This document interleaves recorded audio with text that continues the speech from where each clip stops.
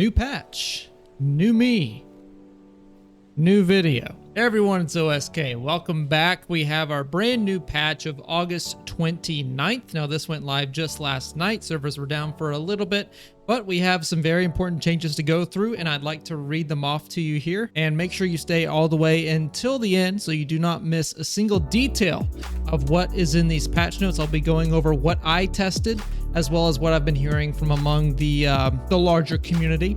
So without further ado, let's get right into it. All right, so the first change here, we have our new report reason coming in and proper party making. Very useful if you run into that issue. Your outgame function, battle stats, content. You have your strength descriptions of your opponent to the battle stage page, which is with ease or quite challenging. Previously in the match, it says neck and neck, or neck to neck, and then with ease, which gives you an idea of like how close you are in MMR. They also have new settlement titles, which is cool. Nice little titles to help you out with your customization. Now here in the settings, they do let you go ahead and change the Moonbane charm custom keybind. You can find this in your settings, and it's really easy to find. It's in the top right by default. Now, hero adjustments, this is where the balance comes in. Timolk, his Zephyr Wisps now have an increase in cooldown, and they're up quite a bit. I think this is 50%, 18 seconds up from 12 seconds for the normal. The tracking is up 25 seconds from 18, and the assault is up 20 seconds from 14. They can also block the projectiles of the cannon and swarm, and I did test this with the cannon, and they do in fact block it. It's one cannon shot for every Zephyr, and I think you have 3, so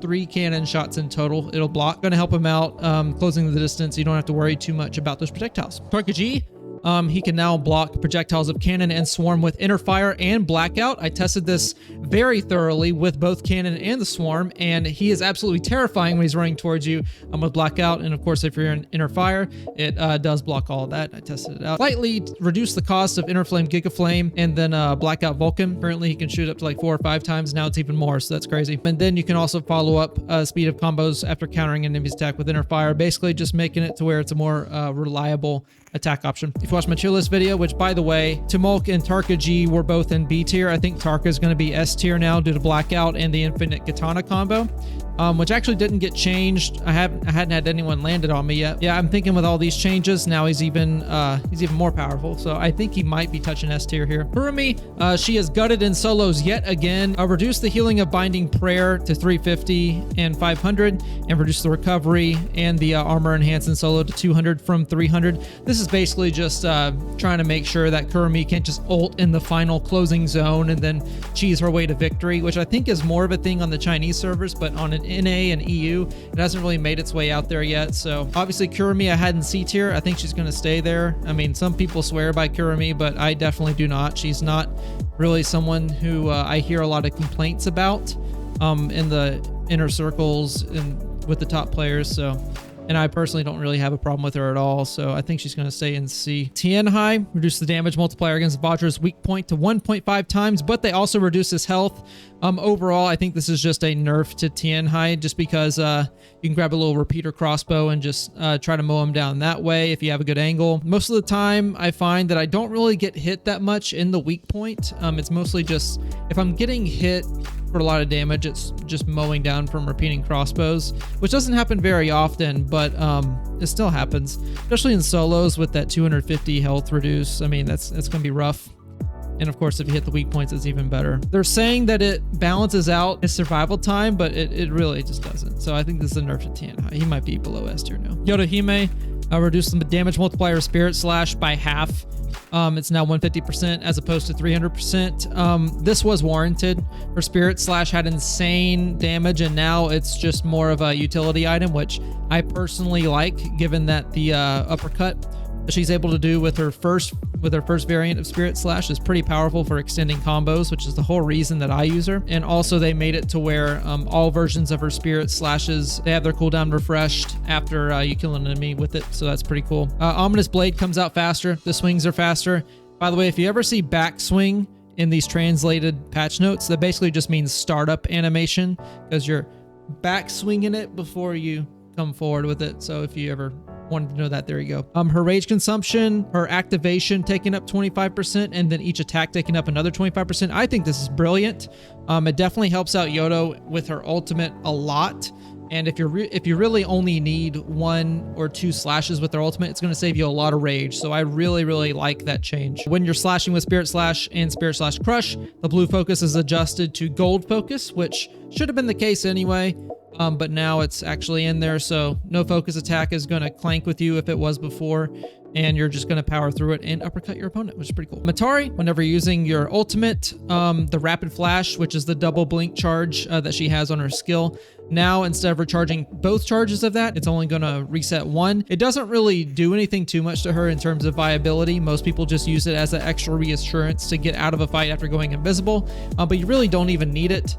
So I think Matari is still going to be as strong as ever. For weapons, they increase upward strike, which I do believe is uppercut. So the initial hit with the uppercut is increased. The backswing time of airborne vertical strikes, which if you followed my Dagger guide, which I'll link in the top right, the Dagger had an insane way of just keeping your opponent down, just spamming your vertical airborne attack. That now takes longer, so your opponent can roll out of it a little bit easier. Also, reduces the damage of Soul Break, increased time required, and also reduces stagger time of Soul Break 0.04 seconds than where it was before, but it's a pretty noticeable change if you're trying to get out of it. This was a very minute change, but it's a very effective one nonetheless, especially at the higher levels. Commenting on Soul Break and Dagger Dash, I tested this out. Soul Break and Dagger Dash feels very clunky to use now, and I think it's a little bit slower.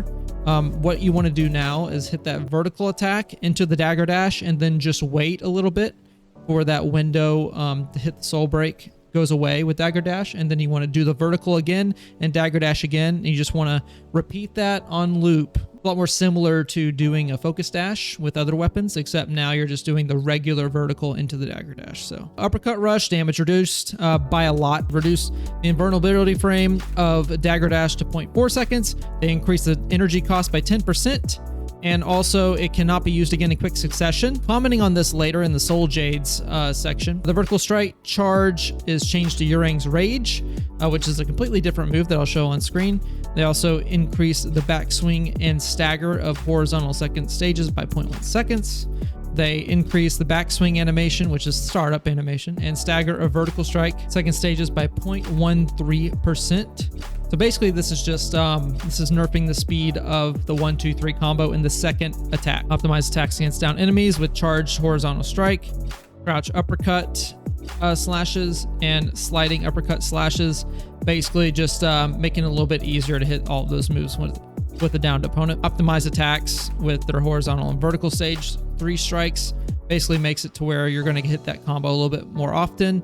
And they also optimize the hit field grappling hook attacks with Dagger. That little spin animation that you do at the end of your grapple is going to feel a little bit better. Now, Greatsword, they optimize the attack and determination of some Greatsword strikes, which basically makes it to where the hitbox is a little bit more accurate. Sometimes you swing around your opponent, now you don't. Optimize the hit field subsequent combo is added after Greatsword stage 1 horizontal charge strike, and the stagger is greatly reduced. I want to say that this is helping that spin animation, but I'm not 100% sure. Maybe you can comment down below and let me know if I'm right on that. And if you're enjoying so far, why don't you go ahead and hit that like button, subscribe too. Now, Katana, they optimize stage 2 airborne and horizontal strike. It's now more stable and accurate, which is good. Could never get that second hit. The Blood Rippers, they increase the time to charge while sprinting, and there's also no attacking while you're charging. I'll show this on screen. Basically, while you're getting it ready, it does not hit an opponent, which is a very nice change if you're going up against the Blood Ripper. Also, the color is now purple. It's more easily seen that you cannot counter it. Cannon projectiles can now be cut by weapons and blocked by some. Same thing with the musket. Same thing with the swarm. Now we're on the Soul Jades. Dagger has 2 new Soul Jades: Nether Step and Assassin's Lunge. Nether Step improves the Dagger Dash. Assassin's Lunge is going to, changes it to a completely different animation, and you'll see it on screen here. Melee resists Soul Jades. You can see the percentages right here.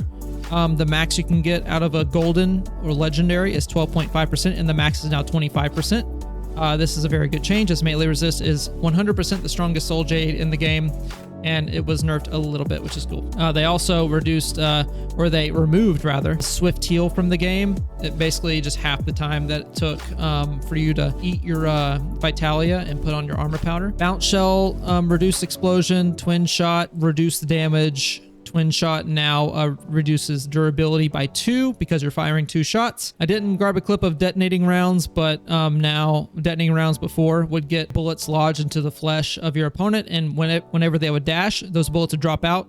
Those no longer drop out. The Longsword Soul Jade, you do not knock your opponents as high now. The glyphs, basically everything related to energy was nerfed. Okay, in-game, Scale Rush now takes forever to charge, and I cannot stress this enough. 1.1 seconds feels like forever, and you're gonna feel it in-game. Upward Strike, basically an uppercut. It increases the startup animation of this, and it might make it to where landing your uppercut combos is gonna be a little bit harder. It's much more of a commitment, so make sure that you create a good opening and it's a good mix up before you go for an uppercut. You also can't use healing items while climbing up a tree.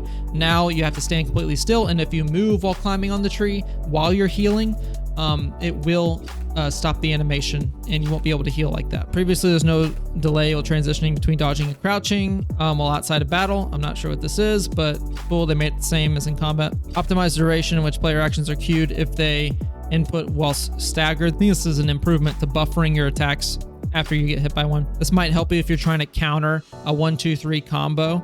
It might now more accurately get your attacks going, so that's something to think about. I also adjusted the duration. You cannot be hit by grappling hook attacks while dodging. Now that window of invulnerability is a lot less. It's like a third of what it was. So you might be getting stunned a little bit more by grappling hooks, which I'm not too big a fan of, but I also haven't played it quite yet, so it might be okay. Down players can now get up immediately to attack or use skills once their stagger ends. I'll play a clip for you.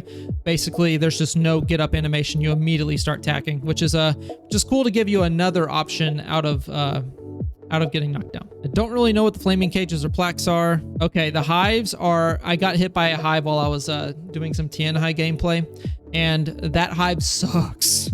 Basically, it just damages your health like every second or two or every few seconds. But now the effect frequency is a lot more. So you're not going to be able to heal all that much while you're under the hive debuff. And the Rift Dealer discount, they adjusted how the discounts work with glyphs and in-game from accumulative to multiplicative. And this is a huge buff. Now instead of 2% plus 2% plus 2% equals 6%, now it's like 2% plus 2% is now 4% plus 2% again is 8% because it's 2 times 4. So it's going to give you more return if you stack up those Rift Dealer discounts. If that's something that you play with, I personally don't. I like my stamina. The UI, it adjusted the appearance of killing info, nothing too big. Challenge notifications are updated to look better. Controllers, I don't really play with controllers all that much, but if you want to pause the video here, that's all the adjustments they made for that. Now out of game, they removed the discard function in inventory. Thank Christ. I can't imagine anyone really wants to discard their immortal treasures, so very nice. The free chaining AI adjustment, now they adjust how they behave in their aiming practice, and they now stay a distance away from the player instead of running at them, which is cool. After adjustment, they improve the performance of some social avatars, which are those little emotes. And yeah, some quick little bug fixes I won't go over, and that's going to be the end of the patch notes. Now, going back up here to your new skin update, the most important part of the patch notes video, Yodohime got Ceremonial Blade, which is, by the way, everyone's saying that this is a Kurumi skin. I would like to correct you and say that Onmyoji Arena was out before Naraka Bladepoint and Kurumi. So Kurumi actually looks like Yodohime, and you can't tell me any different. But anyway, here you go. She's pink. She's got thigh highs. She's got a nice Cursed Sakura Greatsword skin that's pink, and it makes these little waves along the curved edge of the blade, which is pretty cool. You know, if you like skins, if you like pink Asian ladies, then you're gonna like this. So have fun with that. That's gonna conclude the patch notes. Thank you guys so much for watching. If you would, please leave a like and subscribe to the channel if you'd like to see more. I got some guides coming out for next time as well as next week, so definitely do not miss those. Also, big shout out to S_Scout and Cheese Stick for helping me make the clips in this video. They're pretty much a part of my unofficial squad. So I mean, if you want to go show them some love, show them some OSK sponsored love, down in the description below I'll have their Twitch channels. Definitely go say hi for me because they are awesome and they're always willing to help out with the videos. But anyway, I gotta go, guys. Thanks for joining in. I've been OSK. Y'all have a great day, and I'll see you in the next one.